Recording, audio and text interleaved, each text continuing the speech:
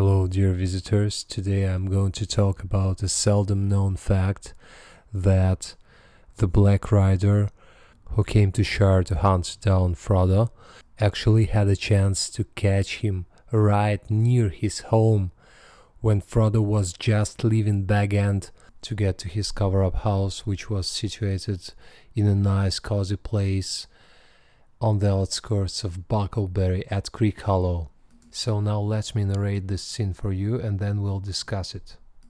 The sun went down. Baggins seemed sad and gloomy and disheveled. Frodo wandered around the familiar rooms and saw the light of the sunset fade on the walls and shadows creep out of the corners. It grew slowly dark indoors. He went out and walked down to the gate at the bottom of the path, and then on a short way down the hill road. He half expected to see Gandalf come striding up through the dusk. The sky was clear and the stars were growing bright. "It's going to be a fine night," he said aloud. "That's good for a beginning. I feel like walking. I can't bear any more hanging about. I'm going to start, and Gandalf must follow me." He turned to go back and then stopped, for he heard voices just around the corner by the end of Backshot Row. One voice was certainly the old gaffer's, the other was strange and somehow unpleasant. He couldn't make out what it said, but he heard the gaffer's answers, which were rather shrill. The old man seemed put out. "No, Mr. Baggins has gone away. Went this morning and my Sam went with him. Anyway, all his stuff went.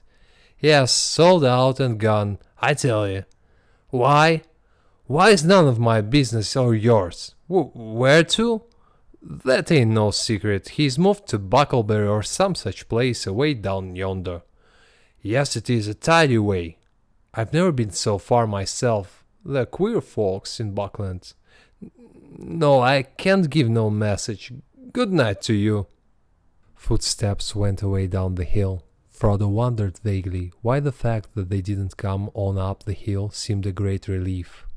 "I'm sick of questions and curiosity about my doings, I suppose," he thought.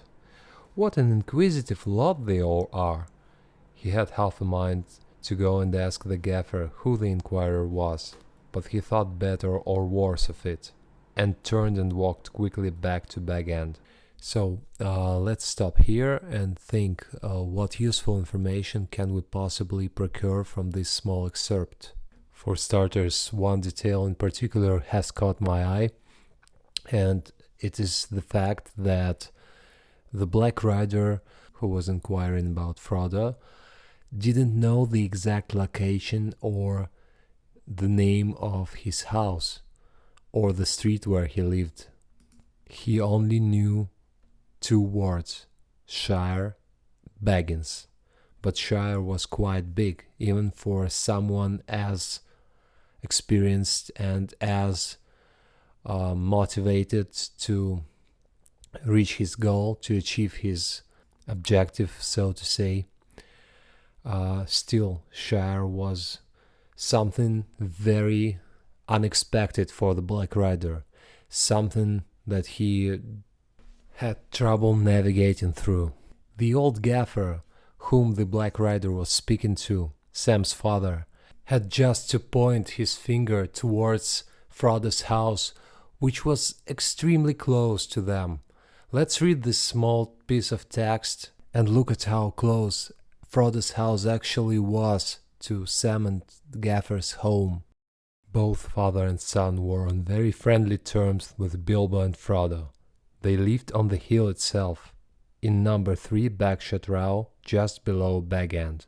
So you see, if Gaffer had been less loyal or maybe more afraid of the Black Rider or on bad terms with Bilbo somehow, or Frodo, he could have pointed out the exact location of Frodo's house then and there. And this would have been the end of Frodo, and nobody could have been able to protect him, because the only one who knew about the whole situation with the ring, with Bilbo and Frodo, and at the same time who could have really hold his ground against someone like a Black Rider was Gandalf, and Gandalf was far, far away at this moment. But we'll talk about Gandalf's whereabouts at this point in the story in some other episode.